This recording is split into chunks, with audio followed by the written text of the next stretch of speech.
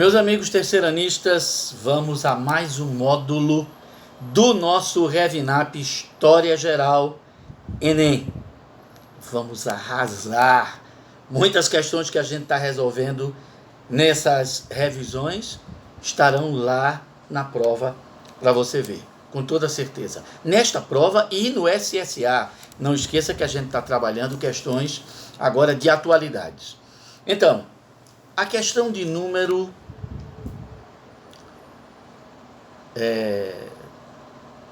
21, é isso? A continuação. A questão 21 se refere a socialismos. Você sabe que a gente usa no plural exatamente porque não existe um tipo só de socialismo, não é? Existem vários tipos de socialismos. Por isso, o uso no plural. Vamos lá. Sobre o socialismo utópico e sobre o socialismo científico, assinale a correta. Para o socialismo científico, o surgimento de uma sociedade sem classes se daria pela união e o triunfo do proletariado. Isso, claro, a gente sabe através de uma revolução.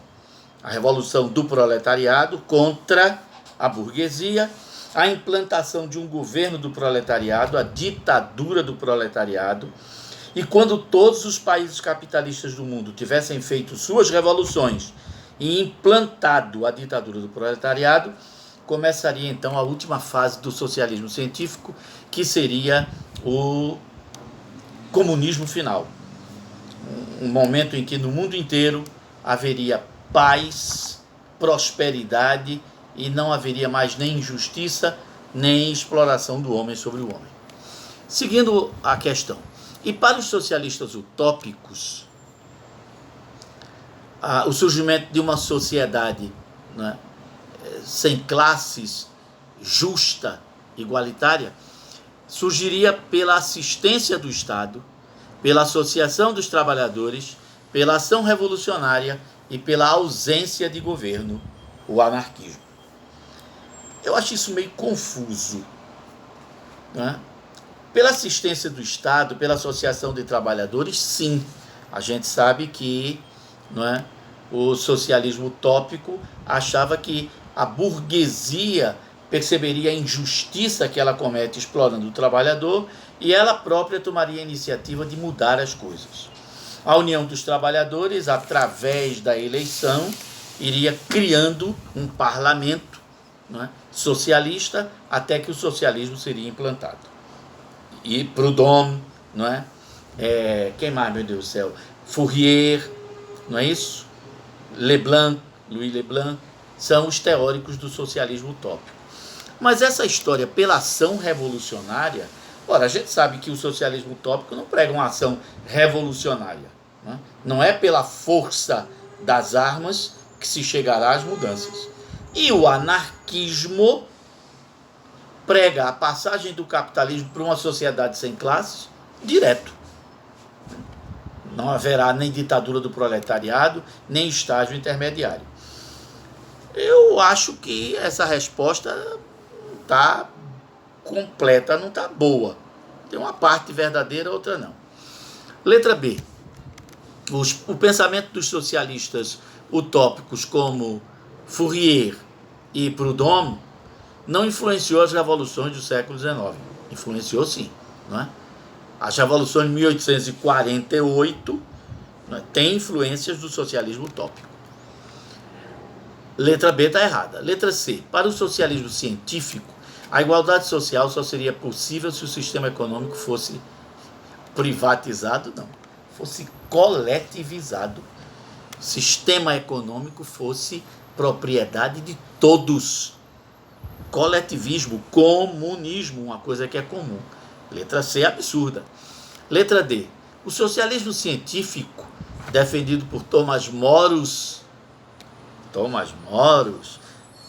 escreveu Utopia no século XVI, ainda no Renascimento.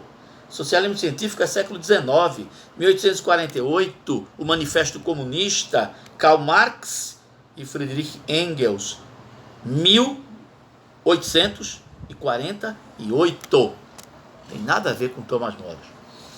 E ele não pode ter influenciado Karl Marx. Karl Marx veio depois, né? Teve como base a teoria socialista de Karl Marx. Como é que Karl Marx, que é do século XIX, vai influenciar alguém que veio 300 anos antes dele? Impossível. Os socialistas utópicos foram os líderes da Comuna de Paris em 1870. Não, aí é revolução, é a tomada do poder pela violência, pela força. Já são os socialistas marxistas, já são os socialistas científicos. EDCB estão erradas. A única resposta é a letra E, ainda que eu diga a vocês que esse negócio não está bem escrito. Mas foi o gabarito oficial dessa questão. Muito bem, questão 22, sobre as guerras mundiais. Vamos a elas. Guerras mundiais. Questão 22. A violência das guerras e o uso de sofisticadas tecnologias de extermínio durante o século XX assustaram e comprometeram a paz e o equilíbrio da ordem política internacional. A Primeira Guerra criou uma Alemanha e uma Itália vingativas, não é? E na divisão do mundo de colônias, do neocolonialismo, a Alemanha perdeu suas colônias, não é? E a Itália não ganhou muita coisa. Não é isso? Vai favorecer a ascensão do nazismo, do fascismo, de outros totalitarismos. A Revolução Russa leva a Rússia, com Stalin, a uma ditadura monstruosa. Pronto. Está pronto um cenário para a Segunda Guerra. Segunda Guerra, a Alemanha, Itália e Japão unidos contra o resto do mundo. Guerra feroz, brutal, violenta. Não só entre exércitos, a população civil sofreu muito. 6 milhões de judeus mortos pelo antissemitismo. 1 milhão de ciganos, vão-se embora porque são ciganos. Homossexuais, pessoas que não eram enquadradas dentro do que o nazismo dizia, raça pura, não é? Moralmente necessária e não sei o que, extermínio. Entre 45 a 50 milhões de mortos, 90 milhões de mutilados, 20 milhões de desequilibrados mentais, psicóticos de guerra. Esse é o saldo da Segunda Guerra Mundial. Muito bem. Com relação às duas grandes guerras mundiais, a gente pode afirmar o quê? Foram cenários de disputas que levaram à morte de milhares de pessoas, além de deixar tensões políticas mal resolvidas. Milhares não, milhões, né? Tensões políticas mal resolvidas que vão redundar na Guerra Fria. Pronto. A letra A parece correta. Letra B. Conseguiram, apesar da violência, resolver questões políticas importantes e estabelecer normas para evitar novos conflitos. Brincadeira. De mau gosto. Letra B não existiu. Nunca existiu. Letra C. Foram provocadas as guerras, as duas grandes guerras, por rivalidades seculares, culturais, existentes entre povos europeus e resolvidas com a criação da Organização das Nações Unidas. Nem foram criadas por causas culturais, são causas econômicas. As guerras são criadas por causas econômicas. E não foram resolvidas com a criação da ONU. Letra D. Ficaram restritas ao continente europeu. Não. São guerras mundiais, porque envolveram todos os continentes. Não ameaçando a segurança de outros países não europeus. Países africanos foram invadidos, entraram na guerra, países asiáticos, Oceania. E as Américas, que não entraram como área de guerra, mas serviram de bases aeronavais para as forças beligerantes. O Brasil mesmo, né? Nós cedemos a base aeronaval de Natal, Parnamirim, Rio Grande do Norte, para os americanos. Aqui em Recife existia base norte-americana, não é, entre 43 e 45. Em Salvador também, no Rio de Janeiro também. Letra E. Foram provocadas por interesses econômicos e imperialistas. Certíssimo! Sem as marcas das ideologias nacionalistas. Erradíssimo!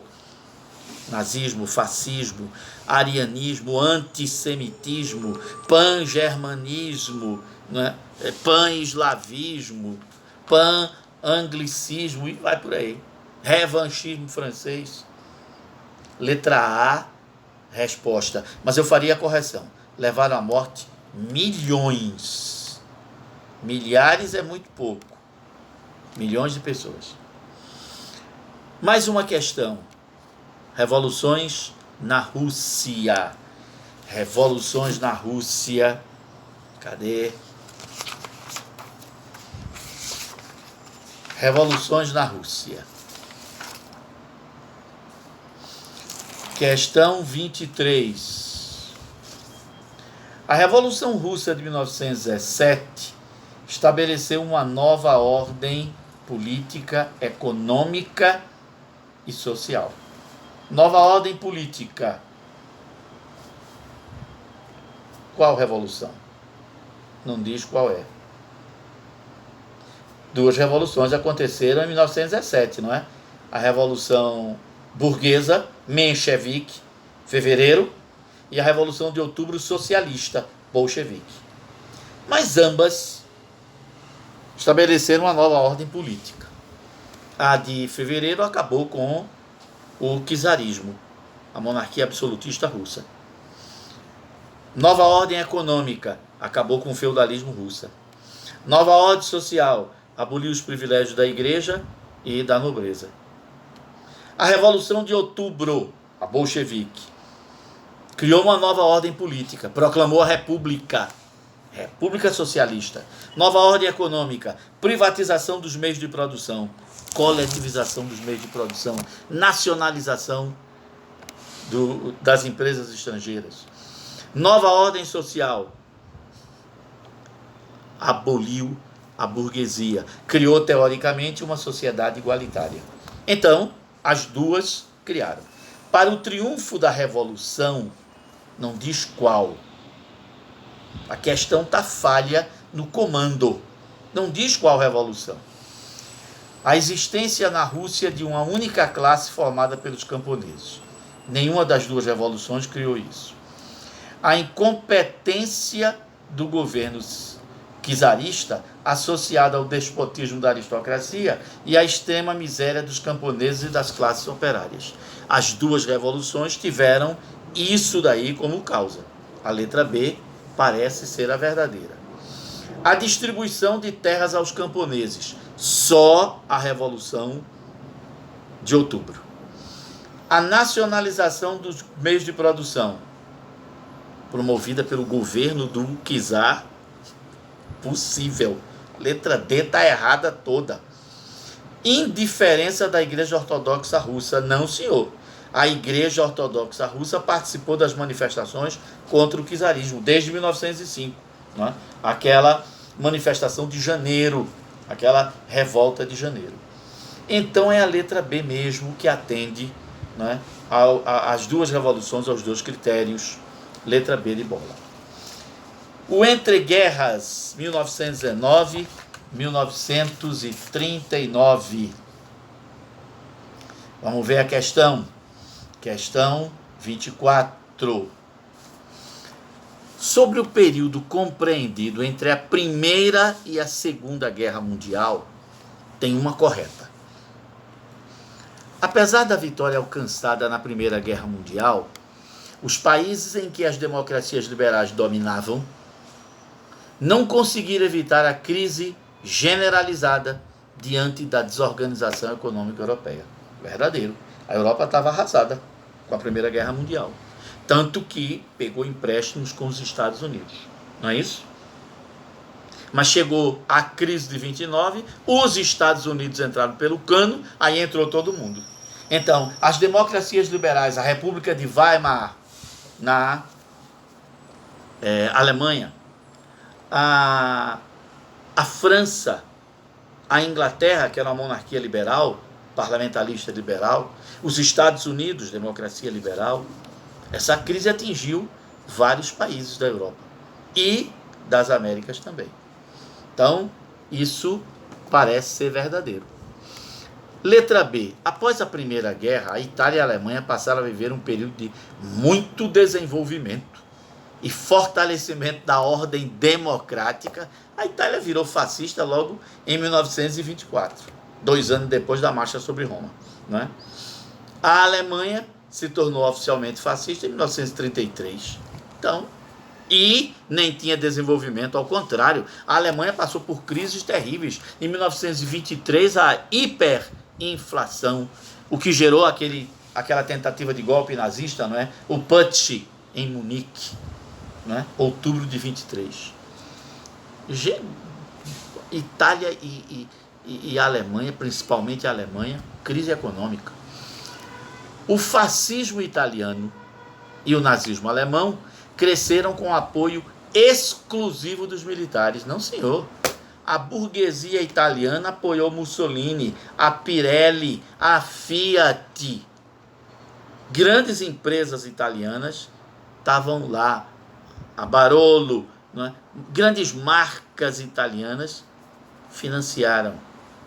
A Bosch, a Siemens, a Telefunken, grandes empresas alemães financiaram Hitler, já que a burguesia, por sua tradição, foi sempre defensora de instituições liberais. A burguesia, toda vez que o povo começa a chegar ao poder, a burguesia dá um golpe. A burguesia cria condições para tirar o povo do poder. E geralmente bota os militares. Ou um civil que atenda a seus interesses. Tanto faz. Desde que seja office boy, não é? Pau mandado, lambe-botas do interesse dessa burguesia. Letra D. Após a Primeira Guerra, cresceram os discursos em favor da volta à monarquia, associada à Igreja Católica, a quem a população deveria subordinar-se totalmente para alcançar a ordem e a prosperidade geral. Isso aí é um delírio, isso é um sonho. Essa letra D, entendeu? Maluquice. Nunca houve isso. Não após o período entre guerras, né? Entre as duas guerras mundiais. Letra E, uma das estratégias utilizadas pelo fascismo italiano, tanto quanto pelo nazismo na Alemanha, foi a tolerância em relação a todos que faziam oposição. Não é característica do nazifascismo tolerância, né? Quando você vê hoje algum chefe de Estado, presidente, primeiro-ministro, né, dizer, assim a gente não pode governar, né, os tribunais impedem a gente de colocar as leis, tudo é limite, cadê a liberdade de expressão? Mentira. Liberdade de expressão eles querem para impor a censura à liberdade de expressão depois, né? Ditadura não quer liberdade de expressão, isso é conversa mole. Entendeu? Nem quer se submeter aos tribunais, à lei e às constituições. Então parece que para essa questão, letra A é a verdadeira. Questão 25, o crack. Nós não falamos do crack, então vamos a ele. Questão 25. Sobre a crise econômica de 29 e sua relação com o capitalismo liberal, o capitalismo liberal diz que o Estado não deve interferir na economia. Aí o que aconteceu nos anos 20? As grandes fortunas do mundo, nas bolsas de valores, principalmente em Nova York, começaram uma especulação financeira e imobiliária. Isto é, lançando ações, papéis, para você participar dos lucros de uma empresa. Aí você compra esses papéis para um ano depois ver se eles se valorizaram. Se eles se valorizaram, você ganha dinheiro. Se eles não se valorizaram, você perde dinheiro. Como também especulação mobiliária, terrenos, né, imóveis, casas, apartamentos, prédios. Você acredita naquela propaganda, não é? condomínio Candeias, more à beira-mar, não sei o que, pronto, aí você compra um terreno. Aí depois você descobre que o terreno está a 1.500 metros do mar. E que quando o edifício ficar pronto, existe um paredão de outros edifícios na sua frente. Quando você subir no telhado do edifício do apartamento que você comprou, aí você vai conseguir ver entre os prédios uma nesga, um pedacinho de mar. Você foi enganado, pensando que estava comprando um apartamento de boa qualidade, numa localização excelente, quando na verdade não era assim. Isso se chama especulação. E a especulação, né, ela vive da mentira, da hipocrisia, vive do fingimento, de enganar o consumidor. Pronto. Ora, se o Estado não interfere para cuidar, para evitar que o consumidor seja enganado, pronto, danou-se o mundo. É isso que vai acontecer. Sem controle, os grandes especuladores enganaram milhares e milhares de pessoas. E aí, quando se descobriu que os terrenos não valiam nada, que os imóveis não valiam coisa nenhuma e que as ações não correspondiam a empresas sólidas, produtoras de bens e com vendas, aí pronto, o castelo desabou. É feito pirâmide, né? Esses investimentos mentirosos que tem por aí. A crise de 29, não é, foi provocada, sobretudo, pelo alto grau de desenvolvimento tecnológico, combatido à política liberal com base na ociosidade de capitais europeus. Não, na especulação de capitais norte-americanos. A crise de 29 começou nos Estados Unidos e se espalhou para o resto do mundo. Letra A está errada. Baseado em uma política liberal, os empresários norte-americanos, o Estado não controla nada, mantiveram um ritmo de produção que vinha sendo adotado durante a Primeira Guerra.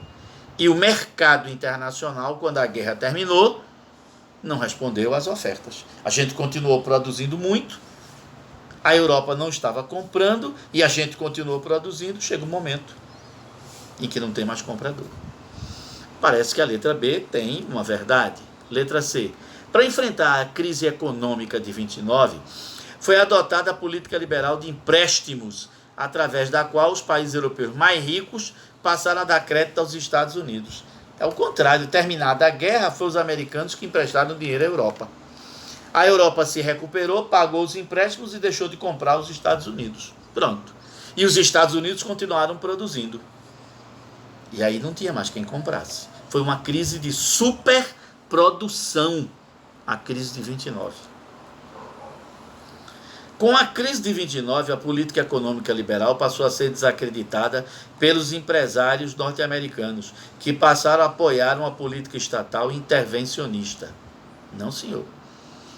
Foi o governo do presidente Franklin Delano Roosevelt, ajudado por um economista chamado John Maynard Keynes, quem impôs a intervenção do Estado na economia para tirar os americanos da crise.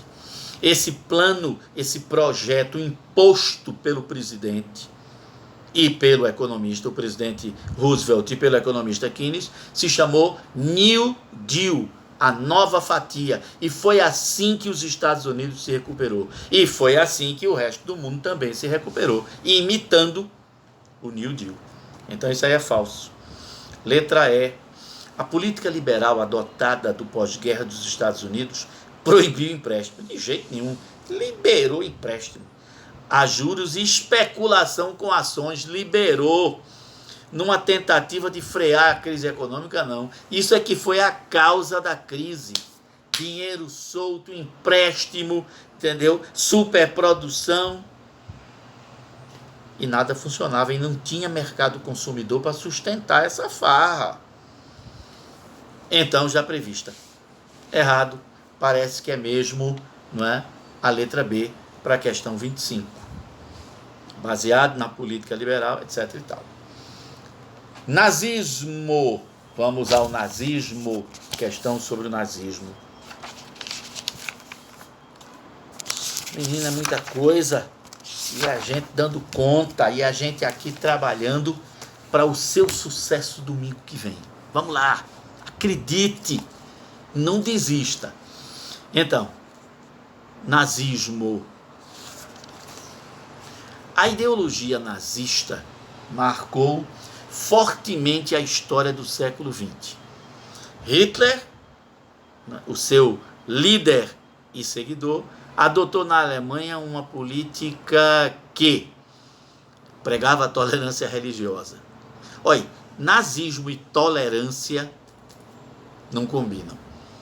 Incentivava o antissemitismo, a guerra contra os judeus, o extermínio dos judeus. É isso aí, o Holocausto. Acabar com os judeus no mundo.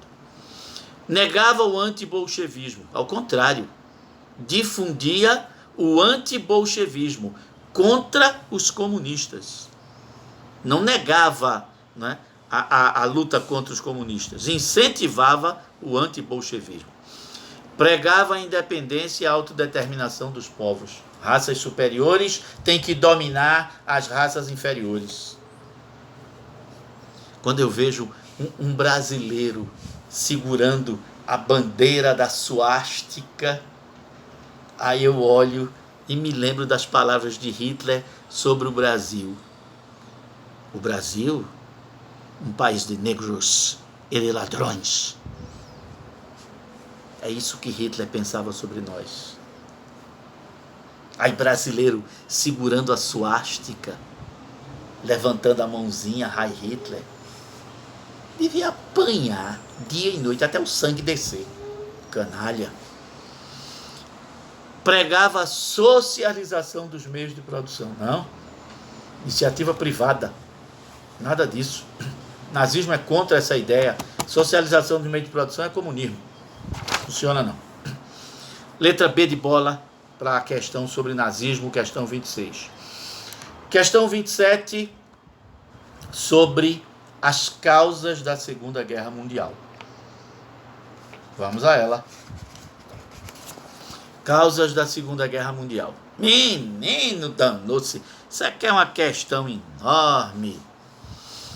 Após a Segunda Guerra Mundial, a Europa exibia as marcas da guerra. Entre os 12 países sacrificados, a União Soviética foi o primeiro. Perdeu 20 milhões de soldados. Isso, soldados, fora os civis. E a Grã-Bretanha, o 12º, perdeu 380 mil soldados. Foram causas para a Segunda Guerra Mundial. O revanchismo dos vencedores da Primeira Guerra. Exatamente. E também dos perdedores. A falta de autoridade da Sociedade das Nações. A Sociedade das Nações foi criada após a Primeira Guerra para evitar uma nova guerra. Não conseguiu. A competição entre as grandes potências continuou, que a mesma causa da primeira continuou na segunda, verdadeiro. O cordão sanitário que foi imposto à União Soviética, sim. Os países capitalistas não queriam negociar com a União Soviética. Os planos do nazismo em construir uma nova ordem mundial, submetendo países ao domínio da Alemanha nazista. Todas essas causas aí são verdadeiras. Letra B de bola. A divisão e a partilha da África, Ásia e América pelas grandes potências. Isso aconteceu antes da Primeira Guerra. É o neocolonialismo. Então, está errado para a Segunda Guerra. Os planos expansionistas de Hitler. Isso é verdadeiro para a Segunda Guerra. A expansão socialista na África. Não, isso é nos anos 60, 70. Isso é Guerra Fria. A disputa entre os italianos pelo território do Vaticano. Não existiu. Mussolini fez um acordo com a igreja e criou o Estado do Vaticano. Letra C. Letra B não pode. Aliança militar americano-japonesa. Segunda Guerra Mundial. Americanos e japoneses lutaram contra. O desenvolvimento do socialismo na Itália fascista e na Alemanha nazista. Socialismo. Socialistas foram presos e mortos na Itália e na Alemanha. A neutralidade da Inglaterra. A Inglaterra foi a primeira a declarar guerra à Alemanha. Letra D. Sistema de alianças e dentro dele a aliança do Japão com a Alemanha e a Itália. O eixo Roma, Berlim, Tóquio. O Japão nunca se uniu com a União Soviética. Agora, a União Soviética está lembrada, em agosto de 1939, fez um acordo, o Pacto de Não Agressão com Hitler, não é?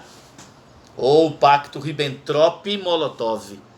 Por que foi feito isso? A Rússia sabia que Hitler queria invadir a União Soviética.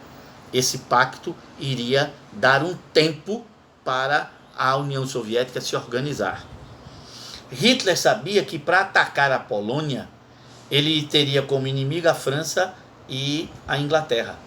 Então ele não queria ter que brigar contra a Rússia do lado de cá. Então era necessário nesse momento fazer um acordo com os comunistas. E era necessário para Stalin naquele momento fazer um acordo com os nazistas. Depois a gente sabe, 2 anos depois, o acordo voou do pau, porque Hitler invadiu a União Soviética em 41, não é isso? 1941. Muito bem. A aliança de Mussolini e de Franco. Na Segunda Guerra, não. Aconteceu na Guerra Civil Espanhola. Para a Segunda Guerra, Franco se manteve neutro, apesar de muitos espanhóis irem lutar ao lado de de Mussolini e de Hitler. A anexação do corredor polonês à Alemanha e não à Rússia. O Tratado de Versalhes é uma das causas para a Segunda Guerra. Letra D não pode. Letra E. O Tratado de Versalhes foi novas tecnologias bélicas associadas ao extermínio desenvolvido nos Estados Unidos e Alemanha. Estados Unidos é já no fim da guerra, a bomba atômica. A expansão turca na Península Itálica. Loucura. Letra A, causas. 27 causas da Segunda Guerra, letra A para a questão 27. Questão 28. Vamos ver o fim da Guerra Fria. Não é? Reformas de Gorbachev ou Gorbachev.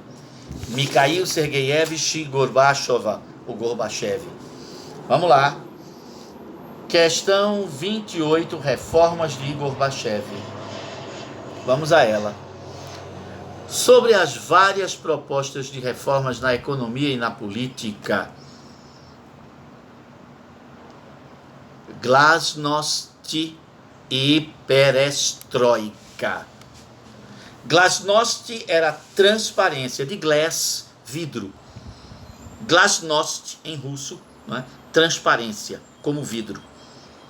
Seria as pessoas poderem criticar o Partido Comunista, se o Partido Comunista estivesse fazendo, não é, coisas erradas na administração da União Soviética. Foi o que Gorbachev queria. Um socialismo em que as pessoas pudessem melhorar o socialismo. Perestroika, que era isso? Era você modernizar a economia. Fábrica estatal que não fabrica, que não funciona, que não produz produto de boa qualidade, vai ser fechada. Pronto. Vamos ter eficiência na produção econômica. Então, reformas na economia, perestroika. Reforma na política, glasnost. Essas são as palavras. Foi fundamental para as mudanças radicais que ocorreram. Gorbachev acreditava, né, em 1985, que se implantasse essas reformas, a União Soviética melhoraria, mas se manteria socialista. O que aconteceu foi o contrário. Né? Essas reformas foram além do que se esperava, e quando Gorbachev saiu do poder, começou uma transição do mundo socialista para o mundo capitalista. A Rússia abandonou o modelo capitalista. Foi o sucessor de Gorbachev, Boris Yeltsin, que fez essa transição. Não é isso? O fim do socialismo real aconteceu na União Soviética e nos países que eram socialistas também. Aí se acabou tudo. Mudou tudinho. Vamos lá? Quanto a essas reformas, assinale a alternativa correta. Gorbachev, através do seu projeto de reformas na União Soviética, a Glasnost, transparência, conseguiu estabilizar a economia russa. Não conseguiu. E democratizar as instituições. Não conseguiu. Letra B. As reformas introduzidas na antiga União Soviética por Boris Yeltsin. Esse Yeltsin também se escreve com Y. Depois de eleito presidente da recém-criada Federação Russa em 91, foi ele que sucedeu Gorbachev. Aceleram a transição do socialismo para o capitalismo. Letra B parece ser verdadeira. A crise social e econômica que atingiu a União Soviética no final dos anos 80 é atribuída à competição militar com a China. Tem nada a ver. Foram as reformas de Gorbachev, ou Gorbachev, você vai ouvir isso assim também. E a corrida espacial. Na corrida espacial já tinha se acabado. Letra D. O principal fator que desencadeou o desmoronamento da União Soviética foi o relaxamento do controle do Estado sobre a imprensa. Isso aconteceu, mas isso não é a causa. Né? A imprensa apenas pode fazer críticas, mas não é ela que derruba o governo. Né? Letra E. É inevitável que a falta de relacionamento político com o Ocidente e a perestroika, modernização da economia, proposta por Gorbachev, foram fundamentais para que a Rússia mergulhasse na crise atual. De jeito nenhum. Né? Ao contrário, Gorbachev teve apoio dos países do Ocidente para fazer essas reformas. Mas não deu certo, deu errado. Letra B, portanto, para o fim da União Soviética. Questão 29, América Latina. Questão 29, nós aqui, América Latina. Vamos a ela. A história de países latino-americanos, apesar de distinta, tem muito em comum. Assinale a alternativa que confirma essa semelhança entre os países da América Latina. O atraso na industrialização, sem dúvida nenhuma, torna a América Latina dependente de fornecedores externos de bens de produção, o que nos leva frequentemente a endividamento externo, a dependência do capital estrangeiro. A letra A é verdadeira.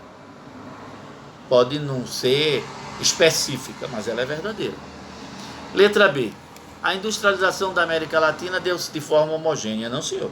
Alguns países avançaram, como o México, o Brasil, a Argentina. Outros não. Cuba, Haiti, Costa Rica. Acompanhando as conjunturas de crescimento econômico dos Estados Unidos, de jeito nenhum. Ao contrário.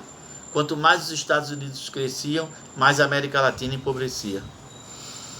As migrações internas entre os latino-americanos de um país para outro têm contribuído para uma história comum de desenvolvimento tecnológico. De jeito nenhum.